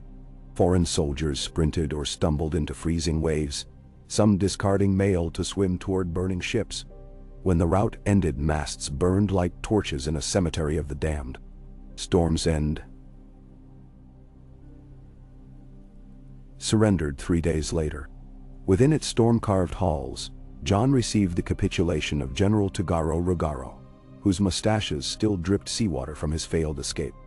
Jon granted parole on condition the Golden Company sail east on ships provided by Dorne, no arms heavier than fruit knives aboard. Grey Worm stood behind Jon, unspeaking. The Volantine read the message in his eyes and signed without quill shaking. The capture freed a trove. Storm granaries unreached by Lannister torches, fertile onion fields under snow cover, so thin new shoots already nudged. Davos walked those rows in reverent quiet, remembering his youth smuggling onions to a starving lord. He arranged tenant contracts that guaranteed half the harvest for northern storehouses. Men who had prayed to old gods for a scrap of bread now swore loyalty to the new alliance. Their tables promised to stay laden. Cersei's response arrived as a trebuchet stone lobbed from Harrenhal over the walls of River Run, where Edmure refortified. The boulder burst apart to reveal a basket of severed tongues. 12 small folk spokesmen caught distributing papers proclaiming North Dragon amity. On each hack stump, she had jammed iron 7-pointed stars. Edmure shipped them north packed in snow for the council's witness. Sansa opened the crate in the candlelit war room and retched. Daenerys' eyes burned a color deeper than amethyst. Mercy ended with Baelish, she said. Yet Jon saw grief behind her wrath. That night he found her alone on Storm's End's rain-slick rampart, wind whipping silver hair. She trembled, not from cold. I thought defeating the Night King would cleanse me of anger, she said. It only taught me how sharp fear becomes when one has hope to lose. Jon touched her cheek, felt heat there. Without words they leaned together, foreheads touching. Their breaths mingled, hearts steadied. In spring's tentative dawn, skies still iron, but snow thinner, the 3 arms of the war host converged on the Trident. Vale longbows cleared a corridor through Harrenhal's foragers, while river leviers dug trenches to divert floodwater onto Cersei's supply wagon trails. Jon's wolves swept south of the Green Fork, torching every grain silo bearing Lion's sigil. Torment's free folk harried camp after camp, lifting scalps for boasts around mead fires. Cersei struck back with gold, buying sail ships from Pentos to slip up the Blackwater and burn Manderley transports. Yet weather favored northerners. Late blizzards trapped raiders in icy eddies, where tide crushed hulls against banks. Survivor testimonies spread among spice traders, a winter so fierce northern gods themselves breathed ice. Best do business elsewhere. At River Run's east bank a battle flared that later minstrels named the Trout's Leap. Edmure feigned retreat across a pontoon, luring Lannister vanguard halfway before ropes severed and current swept enemy into freezing torrent. Vale Knights then charged the disordered rear, cutting a crimson swath. Tyrion, watching from ridge, murmured that war was chess where pawns sometimes devoured queens. He sent ravens offering asylum to any banner who surrendered, parchment stamped with intertwined sigils, a dragon curled about a wolf, promise of justice under new law. Hundreds deserted. Still, the capital held. King's Landing fortified every gate, wildfire caches hidden beneath street cobbles. Qyburn's new scorpions bristled on the walls, heavier even than those that once harried dragons. Cersei ordered citizens conscripted to human shield barricades, each family gifted a red lion cloak. Wear it, or be marked rebel. The allied host paused at the ruins of the field of fire, now blanketed under frost. Council debated weeks. Assault by storm or siege by attrition. Tyrion argued the city could starve by autumn. Davos countered that winter made starvation slow, risk of plague fast. Daenerys listened, eyes hollow. At last she spoke. I will not burn a second King's Landing. Neither wildfire nor dragonflame. If throne is won on cinders, realm will taste only ashes. She looked at Jon. We find another path or we do not take the city. The path emerged from unlikely quarter. Gendry returned to camp, bearing schematics copied from cellars of Maegor's holdfast. Secret tunnels Aegon's masons carved, long forgotten. One curved beneath the dragon pit to emerge in Flea Bottom. Another, older, pierced the hill to empty inside Sept of Baelor's crypt. Sam confirmed references in dusty ledgers. Jon proposed infiltration. Unsullied sappers crawling by night, opening gates to full assault once City Watch was engaged from within. Grey Worm volunteered for vanguard. He chose 50 of his finest, men who barely recalled life before spears. They blackened armor with soot, carried dragonglass daggers shaped like wasp stings. On the new moon they slipped into the river shallows, vanished. 2 nights stretched heavy. Fires flickered atop the city wall but no alarm bells tolled. On the third dawn, horns blared from the Lion Gate. Valyrian two-tone stolen from Targaryen era. The portcullis groaned, then lifted. Grey Worm's banner, 3 coils of black glass on scarlet, unfurled above corpses of gate wardens. The army surged. Jon led first charge astride a storm skewbald destrier, Longclaw shining. Dothraki thundered ahead, Aurex carving bloody arcs. Behind, Northmen advanced, shield to shield. Vale infantry, plugging gaps. Dragons circled but loosed no flame. Their presence alone shattered morale. Crossbow bolts pinged harmlessly from wing plates. In city, Ally's Dornish spears engaged Lannister square formations. Sandstep footwork weaving between shields, stabbing seams. Firepots hurled from rooftops burst among sellswards too slow to scatter. Small folk, recognizing wolf banners, dragged wounded lions into gutters, knifing them with butcher cleavers. Near the Sept ruins, Sansa commanded triage tents, directing maesters and septas to treat any wounded friend or former foe. Rumor sped of a Stark woman refusing ransom for hostage children, instead feeding them hot broth. Gesture that sowed more surrender than swords. Inside, Red Keep ramparts, Cersei watched columns converge with wide blazing eyes.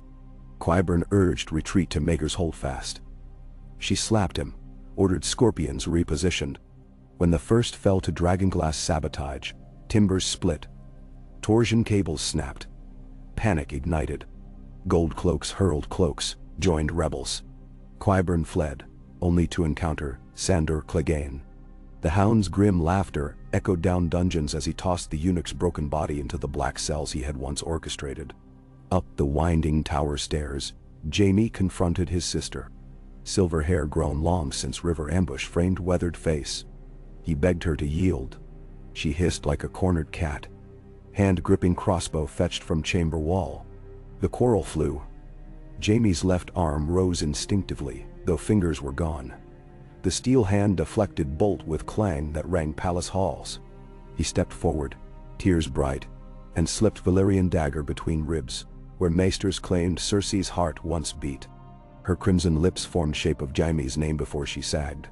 He cradled her, sobbing quietly as dust motes drifted around. Jon and Daenerys entered the throne room past midnight, torches flicking along pillars scored by wildfire blasts years old. Iron Throne loomed, its swords dull under sooty grime. Jaime knelt at dais steps, wrists bound loosely by Grey Worm who stood watch. Expression stone. Jon removed the cords, helped the Kingslayer rise. "Your debt is paid," Jon said. Jaime met his eyes, broken, nodded. Daenerys approached the throne, fingertips grazing nearest blade hilt. She looked back at Jon. Wordless exchange passed. Then she turned away. "Not yet," she whispered. At dawn bells rang, not in surrender but in mourning and rebirth. Jon stood atop the Red Keep parapet with Davos, watching banners rise. Direwolf intertwined with three-headed dragon on field of white-edged icy blue. Crowd-filled streets below. Dornish in bright scarves, brazen sallies, washerwomen, guildsmen, freed captives from black cells, all cheering a chant that rippled like river over pebbles. Ice and fire, ice and fire. A provisional council convened in torn remnants of Small Hall. Sansa, Tyrion, Sam, Jon Royce, Edmure, Missandei, Davos, Grey Worm. They mapped grain routes, levies, amnesty proclamations. Daenerys proposed abolishing feudal tithes for 3 years to rebuild. Lords balked until Jon suggested matching relief with crown-funded granary credits. Tyrion calculated interest to satisfy Iron Bank. Compromise passed. Trials followed. Twin Lannister cousins hung for torching breadlines. Ser Boros Blount exiled to the Night's Watch. Septa Onella freed to rebuild orphan housing. Her hymn at departure moved unsullied to curious silence. Jaime demanded self-exile to the Wall. Jon accepted but pressed a wolf-pommeled sword into his hand. Defend the realms of men, this time by choice. Jaime left at sunrise, cloak gray, eyes clear. The city breathed tentative calm. Markets reopened. Dornish lemons brightened stalls. Maesters inoculated wells with vinegar to curb flux. Dragons perched upon the ruined dragon pit arches, wings half unfurled to warm and scarce sun. Children chased their shadows. Jon and Daenerys walked incognito through Flea Bottom, cloaks hooded. Vendors pressed meat skewers into their hands, refusing coin. One old woman clucked Daenerys' cheek, murmuring, "Dragon girl born again." Jon laughed, eyes crinkling. That night, under candelabra of star-speckled sky, they met on tower balcony. Sea wind teased wisps of hair against their skin. "The realm needs ruler who understands winter and summer both," Daenerys said. "2 rulers, maybe." Jon studied her. Snow-gray eyes thawing into warmth. "Unity forged us. Let unity guide them." He knelt, not in fealty but to draw from pouch Sam's gift. Twin rings hammered from dragonglass inlaid with obsidian chips shaped like wolf and dragon. Daenerys' breath caught.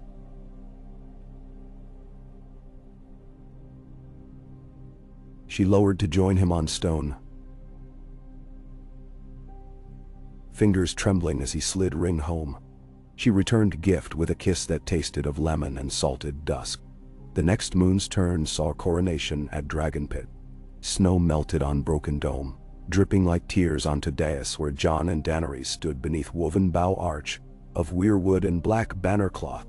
The High Sparrow's successor, gentle sister Maribeth, invoked both Seven and Old Gods. Melisandre lit lamps of red crystal that caught sunbeams.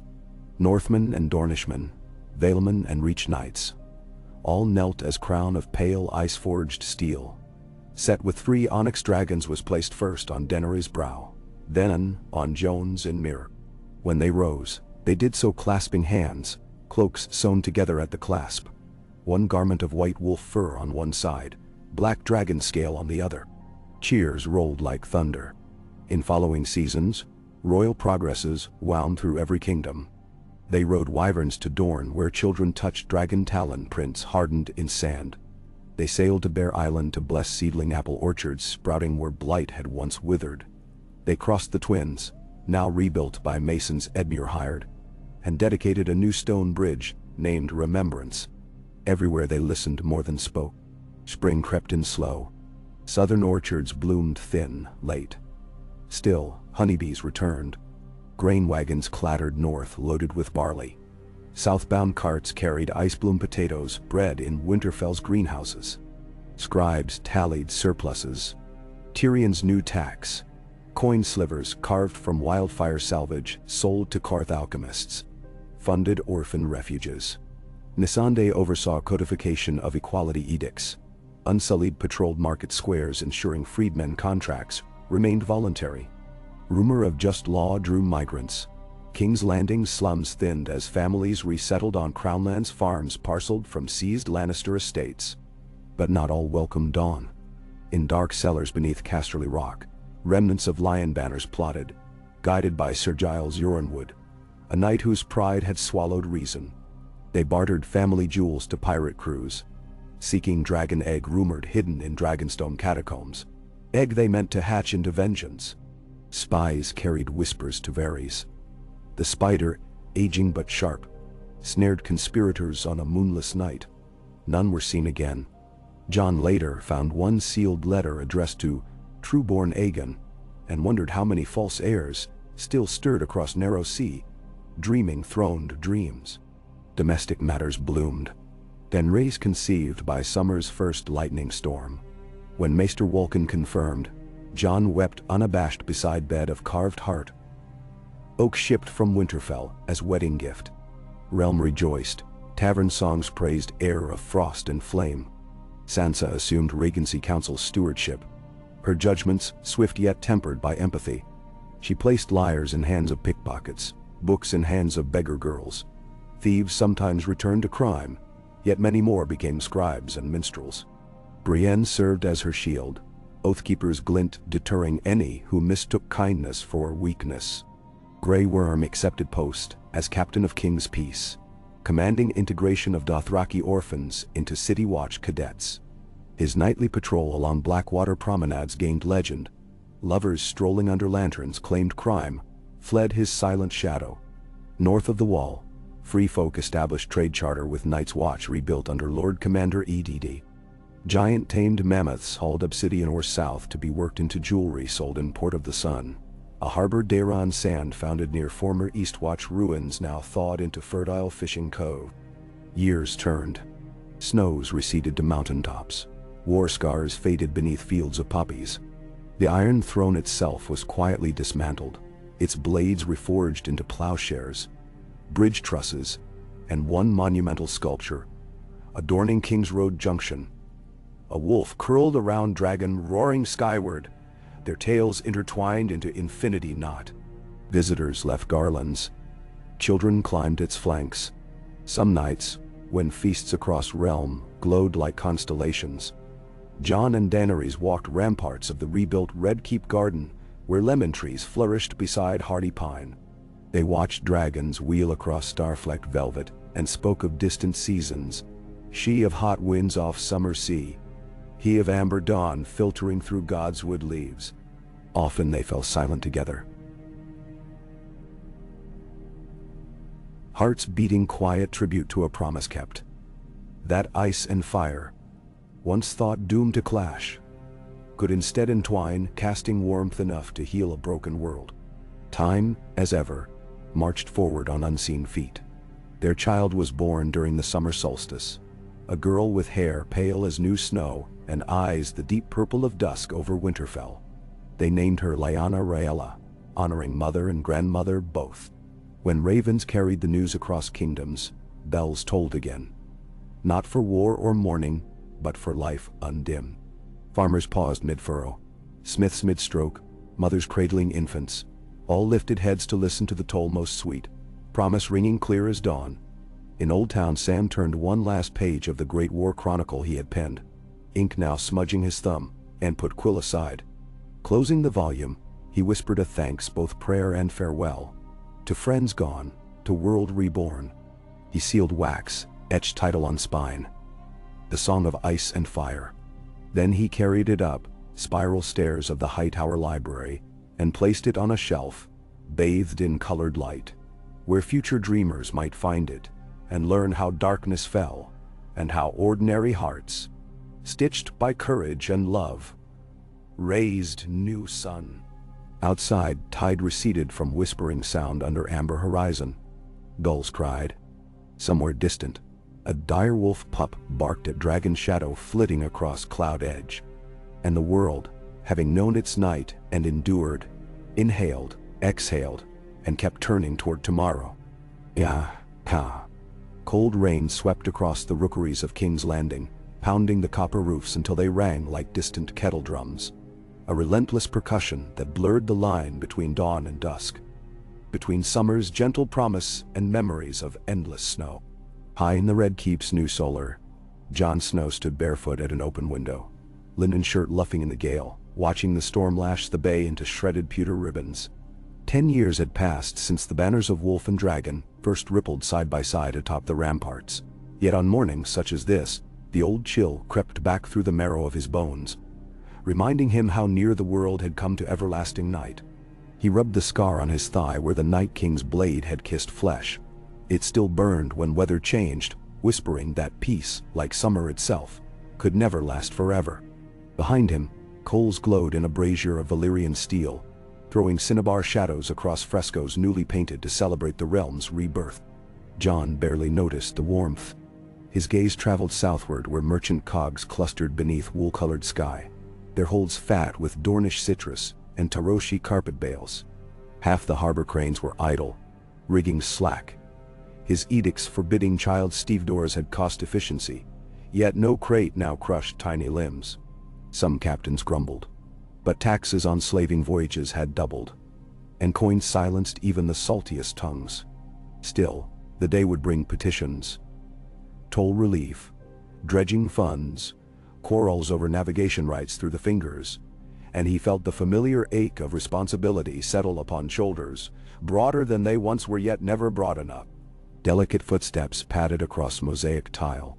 Lyanna Rhaella Targaryen Stark, Arhea to nursemaids, though at 12 she despised the babyish nickname, halted a respectful distance from her father's brooding silhouette. She wore breeches of dove-gray wool, a tunic the color of storm clouds, and a circlet of carved weirwood leaves to cage unruly strands of silver-streaked charcoal hair. In one hand, she clutched a rolled parchment. In the other, a dragonbone practice blade. The girl bowed, more squire than princess. Mother's Dawn reports, she said. Dragons nested near Rosby again. Lord Yarwick requests compensation for scorched barley. Jon half smiled, recognizing his own terse phrasing echoed back. He accepted the scroll, eyes lingering on a fledgling bruise shadowing the bridge of his daughter's nose. Your sparring partners grow bold. Rhea shrugged. Ser Podrick forgot to faint. Jon barked a soft laugh, then sobered. Work your offhand guard. Crows strike where shield is weakest. She nodded, pleased by tactical advice over chiding. Father and daughter spent a moment in companionable silence while the rain throttled gutters. The scroll bore Daenerys's flowing hand, crisp despite sea-wet air. Dragons restless. Drogon absent since third bell. Fleet of Braavosi merchants sighted near Massey's Hook. Colors unknown. She closed with her customary sign, 2 strokes forming joined flames. Jon's brow furrowed. The sea beyond the Hook had grown crowded these past months with ships flying sigils no maester could trace. A kraken clutching opals, a black phoenix on ash-gray silk, a green iron rose. Traders claimed new guilds rose in mire and lease, financed by shadow banks that refused Iron Throne audits. Tyrion warned such anonymity veiled more than tariffs. Jon rolled the letter. Tell your tutor's practice resumes at second bell. Then send word to council. Emergency session in the Maiden Vault. Rhee's eyes lit with quicksilver curiosity. Will you need a runner? A listener perhaps, Jon allowed, trusting her keen instincts. She dipped a half curtsy and strode out, the dragonbone blade tapping marble like a metronome. Sweeping through corridors humming with servants, Jon ascended a spiral of dark oak steps to the nursery tower, where Daenerys sat cross-legged upon cushions, rocking 8-month-old Jorah in arms inked with fresh henna wards against winter illnesses. Light from branching trellis windows painted her silver-gold hair in fragmented halos. The boy gurgled, clutching a carved direwolf rattle. Daenerys looked up, reading his expression before words formed. "More strangers in royal waters?" she guessed. Jon passed her the parchment. She scanned, lips tightening. "They test our perimeters like sharks scenting wounded whale." She pressed a kiss to the infant's brow and rose, settling him into the arms of Missandei, now mistress of nursery, as well as chancellor of charts. "Draft proclamation restricting harbor access to flagged syndicates only," the Queen ordered. "Any ship refusing inspection forfeits cargo. Confiscated holds. Feed Crownlands orphanages." "No." Missandei inclined her head, gentle hands rocking the prince. Daenerys laced fingers through Jon's. "Walk?" He nodded, and together they descended to the stone garden, raindrops spattering leaf-slick paths. Steam curled from iron braziers where Braille inscribed tablets, initiatives in progress, hung drying like laundry. Here, Daenerys cultivated strange blooms. Ghost-white roses bred from winter stock, and Isar oasis lilies shimmering cobalt. She paused beside a fountain where cobalt koi glided. "In Meereen I learned to read many faces," she said. "But Essos wears new masks. Iron Bank envoys bring polished smiles, yet they press for repeal of slave restitution tax. They claim the sum cripples Tyroshi investors. I refuse. They pivot to alternative arrangements." She shivered though air was warm. "I fear the alternative is war by purse." Jon watched raindrops dimple fountain skin. "Gold may hire sells words, but winter taught us swords alone cannot fell a realm that feeds its people." He gestured to terraces where saplings of lemon and ash twined. "We grow stronger from root to crown." Yet even as words left him, he recalled stark words. Winter is coming. In boardrooms of Braavos winter wore a banker's ring. He squeezed her hand. "Council now?" Strange sails. Dragons drifting. "Let's cut rot before it festers." The Maiden Vault, once prison to Targaryen brides, now served as war room. Its octagonal chamber ringed by seam-charted murals of every trade route from Summer Isles to Ibn. Tyrion arrived first, favoring a cane despite Sam's healing poultices. Years of careful wine rationing had trimmed his paunch. Silver threaded his blonde beard. "Our friend the Iron Bank," he drawled. "Filed lien against Crown Grain reserves if late on loan by 7 days. Curious timing, yes?" Davos followed, cloak soaked, salt crystals white along seams. Black sails patrolled deep water. Might be Ironborn renegades, might not. Grey Worm entered last, his left arm ending just below elbow. Lost to Myas pox epidemic when he carried sick children through quarantine flames. His eyes, harder than dragonglass, swept the maps. Unsullied scouting galley found corpse at Cracklaw Point. Braavosi merchant prince by tattoo. Tongue removed. Tyrion raised brows. Faceless men's signature. They hunt in Westeros again. Daenerys paced slow circles. Assassins ply trade for coin. Who holds the purse? Sam, arriving breathless with sheaves of coated ravens, answered. Braavos denies sanction, yet patterns match ledgers from Lacine Shipping Combine registered 3 years ago. Shell companies tied to Cersei's last surviving cousin, Lady Jenna's line. Lannister gold still claws. Jon felt old fire flicker. Lannister coffers emptied once. Wolves can gnaw bones again. But Daenerys shook head. Bones harbor rot.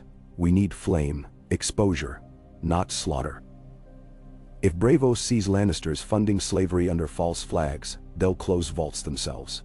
She turned to Missandei, who had slipped in silent with babe clasped to breast. Compose, emissary brief. My hand travels at dawn. Tyrion bowed with theatrical flourish. I shall invest in fine wool. Braavos chill rivals your northern gales. Daenerys' lips twitched. See the Iron Bank's vault keepers shiver too.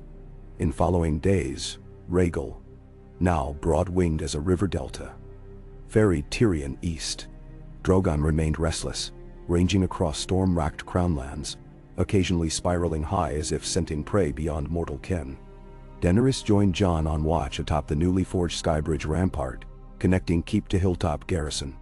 Nights they stood wrapped in single cloak, eyes sweeping star-speckled darkness. On the fifth evening a roar tore the sky, Drogon descending fast, arrow shafts bristling along belly. Jon's heart seized. Daenerys whistled shrill command Sam had transcribed from Valyrian scrolls. The wounded dragon skidded across cobbles, wings mantling protectively. Stable hands scattered. Jon leapt the parapet stairs two at a time, kneeling at smoking scale. Shafts were midnight black, fletched with stormcrow feathers. Maesters labored hours, extracting bolt heads forged of pale stone that hissed upon torch contact. Sam called it shadow glass, a volcanic glass rumored, mined only in the smoking sea. Valyrian renegades, he muttered. But why strike with ceremonial arrows instead of scorpions? Daenerys ran palm along Drogon's fever-hot snout. A message. Grey Worm agreed. Cut wing, not throat, warning before kill. He spoke orders to Ghost Wing, elite scout squad. By dawn, riders fanned into storm. Meanwhile, Jon set Rhea tasks. Catalog all known Shadowglass sources, cross-reference cargo logs. The princess attacked assignment with ferocity. 3 sleepless nights later, she laid scroll before War Council, revealing obscure island within Smoking Sea, leased by Celsail Consortium. Covertly financed by Tyroshi ex-slaver magnates. Tyrion's Raven arrived concurrent, confirming Iron Bank embargo on that same consortium, based on forgery evidence he provided. The noose drew.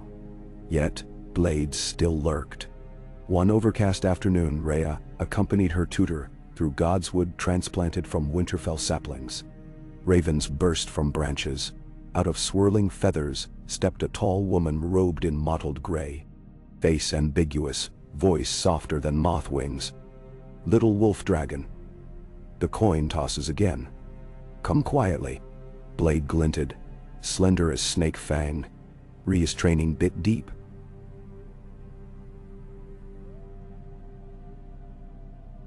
She ducked.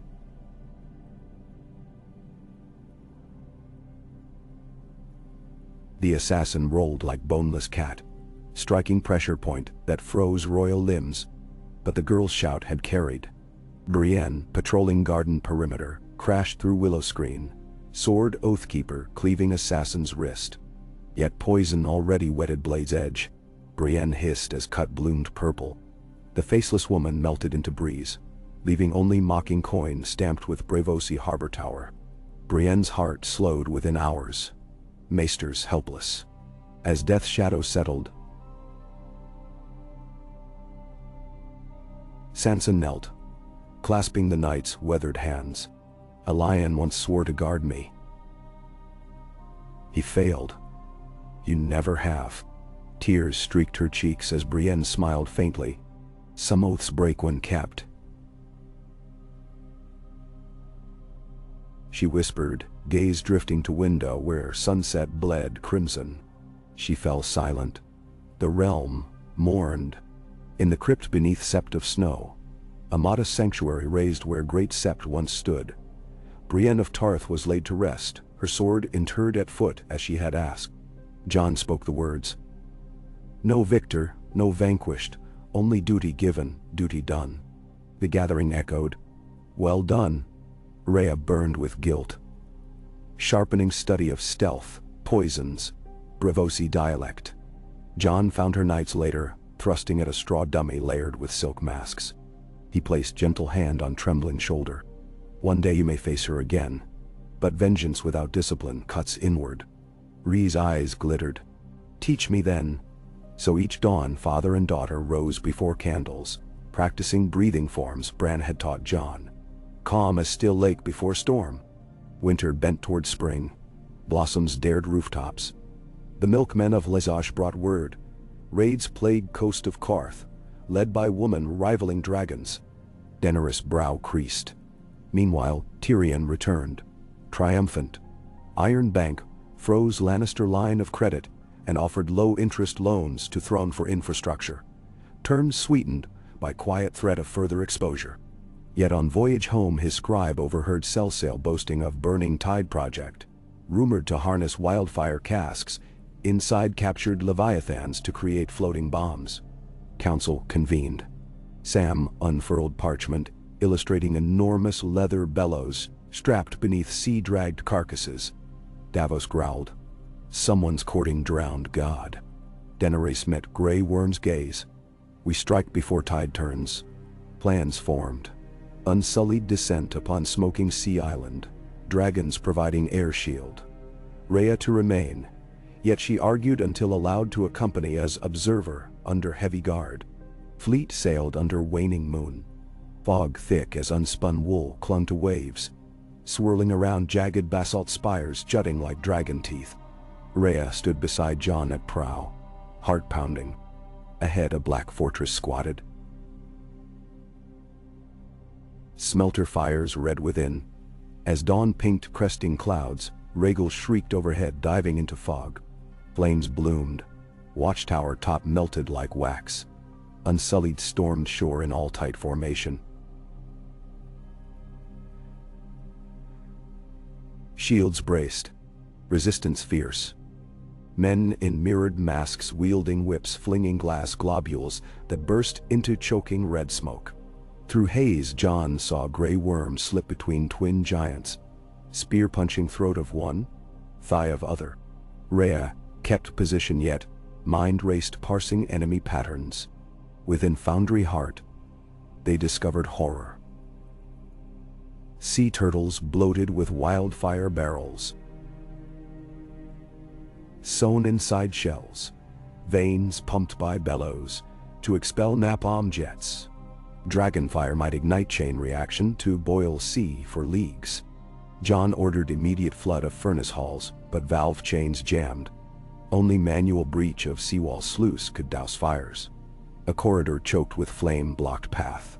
Grey Worm prepared to run, yet Daenerys held him. One leader must stay alive. Jon clasped her arm.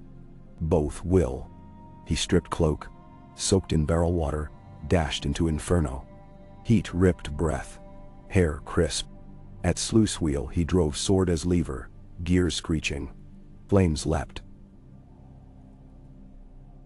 Scales of his gambeson smoldered. At last wall groaned.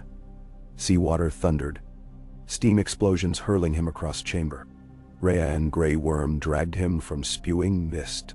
Skulls marred arms, but breath found path. Behind them turtles shrieked unnatural cries as fires died. The fortress surrendered.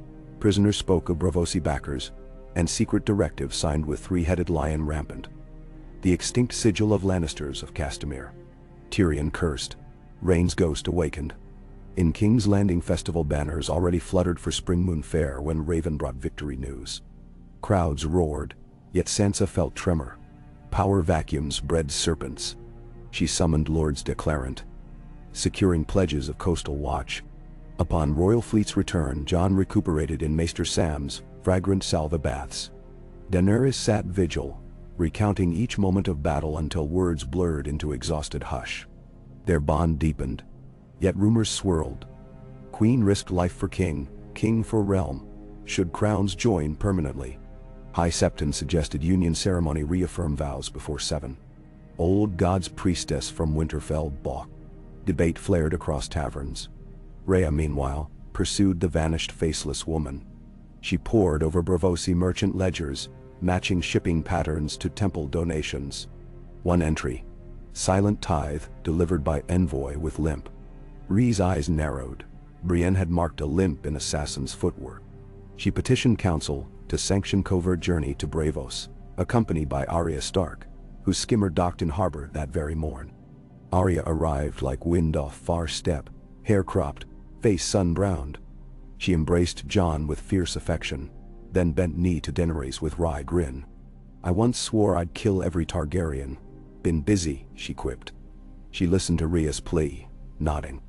Faces change, heart rhythms don't. I'll help. Jon hesitated, but memory of his own wanderlust tempered caution. He gave blessing under condition, Grey Worm a sign, whispers to trail discreetly. Arya smirked. Whispers never catch wolves. Thus Rhea and Arya sailed on Peregrine Swan, disguised as deckhands. At Bravos, they slipped through fog-swaddled canals, scaling moon-white towers to hijack ledgers. They tracked assassin to abandoned counting house where altars of many-faced gods stood draped in lion pelts. Confrontation swift. Steel on glass, a dance of shadows. Rhea blocked strike meant for Arya, left shoulder slashed. Pain sharpened focus. Pinning assassin's wrist. Arya whispered name. Lilith Waters, and plunged Valyrian stiletto into sternum. In dying breath, Lilith rasped. Lion's song never ends. They found on her person a scroll marked with wax seal. Kraken entwined with lion. Back home councils poured over clue. Yara Greyjoy, now Sea Marshal. Confirmed rogue Ironborn warlord. Callan Salt Whisper traded plunder for Lannister diamonds. He commanded flotilla haunting stepstones. Daenerys convened Dracarys Accord. Allied navies of Dorne, Arbor, Iron Islands loyalists to sweep pirates. Sea war erupted. Squid banners burned under dragonfire, but Callan escaped with mystery sponsor. Years passed. Yora the Younger grew sturdy, toddling among lemon groves. Dragons nested near Dragonmont cliffs. Clutch of eggs vibrated with new life. Sam's treatise on dragonglass as fertilizer revolutionized stony farmlands. Sansa married Geraldine, alliances swirling north to south, healing old schisms. Tyrion negotiated canal linking Red Lake to Honeywine, opening trade artery. Yet beneath progress rumblings deepened. Maesters argued magic destabilized seasons. Faith militant re-emerged preaching human supremacy over beasts and sorcery. Free folk demanded voting rights in royal assembly. Ibn sent eerie reports of blue-tailed comets birthing storm. Jon sensed gathering tides as once before. He rode north to Winterfell, seeking Bran. Now cerulean sage of Weirwood network, rarely corporeal. In Godswood Bran appeared faintly, a silhouette of moats. Darkness persists where men forget shadows, he intoned. The long night broke, yet shards remain in hearts. Guard the cracks, or new night will seep. Jon asked how. Bran replied, faith. Not in gods, in people. Then vision faded like dew at noon. Returning south, Jon convened Second Great Council, involving small folk delegates for first time. Debates raged weeks. Final Charter of Realms passed. Codified rights. Prohibited slavery. Mandated annual census. Established House of Commons to balance lords. Church elders protested. Daenerys stood firm, quoting Aegon's dream. A land where dragons defended the many, not the few.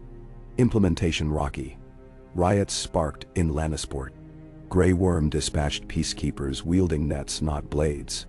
Tyrion traveled personally, debating townsfolk in taverns until mugs replaced stones. While Realm wrestled reforms, Essos trembled.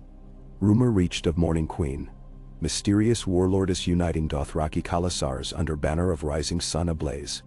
She preached gospel that winter's death of dead proved sky gods weak, only sun eternal.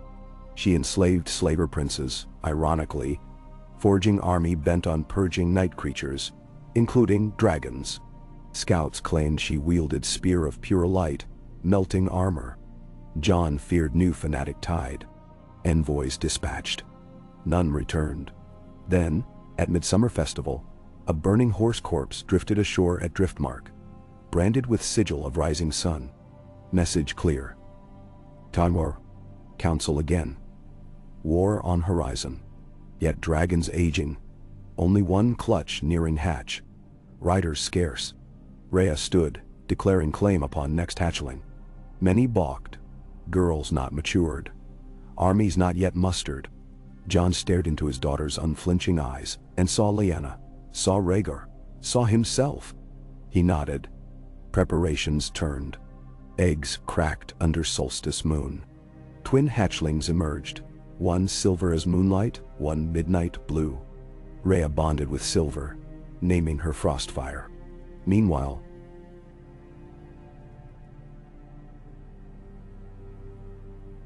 Meanwhile, 6-year-old Jorah approached Blue Dragon with fearless grin. To astonishment, it lowered head. Maesters prophesied siblings forging twin aerial guard. The Morning Queen advanced, seizing Korth despite triple walls, employing fire lances powered by alchemist powders distilled from desert crystals. Refugees streamed into Westeros, telling of crucifixions of magic born. Daenerys' fists clenched. We meet her on Red Waste, not Blackwater. Fleet assembled, dragons soared. Jon appointed Sansa regent. Hugged children kissed Daenerys beneath red banner snapping. War drums sounded as sails unfurled. Rhea rode alongside, Frostfire's plumage shimmering opal. Crossing narrow sea, flotilla joined by Carthene corsairs, Summer Island archers, Nyssar lancers banded under Darren sand. At Slaver's Bay they found ruin. Pyramids toppled, slaves mass executed. Morning Queen's forces marched inland chasing rumor of Phoenix Heart. Crystal capable of igniting sky. Jon devised plan. Lure host into Valley of Whispers where dragons could strafe confined ranks. Battle of Whispers lit night, brighter than day. Morning Queen's priests fired sun spears, rods that burst into arcs of molten glass. Frostfire dodged but Shard grazed wing, sending Rhea plunging. She righted in last span, banking above canyon floor. Jon and Drogon counterflamed, turning sand to vitrified slag. Yet enemy conjured dust cloud, obscuring vision. In gloom morning, Queen appeared atop albino elephant, spear blazing solar flare. She hurled at Daenerys riding Rhaegal. Jon's scream lost in thunder, but spear struck Rhaegal's throat, searing channel through flesh. Dragon crashed, Daenerys thrown into dune swirl. Jon dove, landing amid maelstrom. Dothraki and Unsullied clashed against sun-cloaked zealots. Jon cut path, long claw glowing. He found Daenerys kneeling, hair singed but alive. Fury lit her eyes. Together they mounted Drogon. Rhea rallied overhead despite bleeding wing. Twin dragons dove in synchronized fury, aerosolizing sand to glass, searing elephant ranks. Morning Queen screamed challenge. She leapt impossibly high, propelled by fiery jet from spear butt. Latching onto Drogon's neck with clawed gauntlet, Jon grappled her. Heat blistered armor. She hissed prophecy of eternal dawn. Jon headbutted, dazing. Daenerys plunged dagger of dragonbone into her chest. Light flared then extinguished. Body fell, shattering like crystal. Remaining zealots broke, surrendering or scattering across dunes. Aftermath grim. Rhaegal died, breathing last beside cooling glassfield. Daenerys wept into scarred scales. Rhea knelt, touching Queen's shoulder. New dawn broke crimson. Shadows stretched long. They returned victorious yet marred. Funeral for Rhaegal held atop Dragonmont, his bones interred with honor. Daenerys vowed never again to wage war of conquest. Instead, realm would project power through alliances, development, knowledge. Sam was commissioned to establish Academy of Ice and Fire, scholars of both magic and science. Years slipped on. Jorah bonded deeper with his dragon, named Stormheart. Together with Rhea they patrolled skies. Symbols of unity. Jon and Daenerys aged gracefully, hair salted, eyes wiser. Rhea became voice of commons, pushing laws for canal irrigation, sky beacons for night shipping. Jorah explored music, composing Sky Symphony played by bells hung from dragon saddles.